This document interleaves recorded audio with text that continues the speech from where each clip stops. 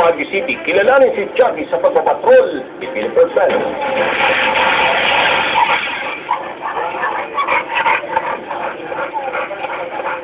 Siya si Chucky, ang 8 taong gulang na pitbull na may pambihirang lakas at talento. Maliban kasi sa pagiging malambing, kaya nitong hilahin ang 2,500 kilo na Mitsubishi Strada 97. Ito parang at his age, kaya-kaya pa niya talagang humila. Siguro talagang pinanganak na para humila.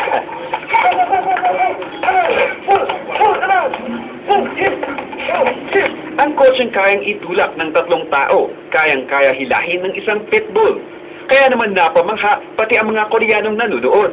I saw the blink, very funny, very fantastic.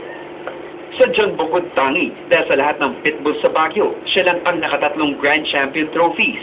Naiuwi din ni Chucky ang 3 pang category trophies at 3 medalya. I love animal dogs because they're so very strong and they're eating always. Paliwanag naman ni Jules Ozo ng Wolfpack Dog Club, malaking tulong ang maagang pagsasanay sa mga aso.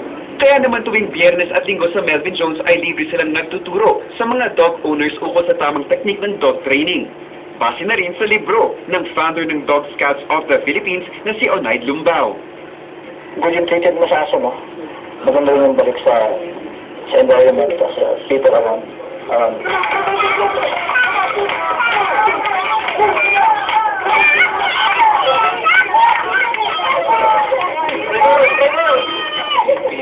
Para kay Kevin at ang kanyang pambihirang pitbull na si Chucky, marami pa silang taong pasasayahin.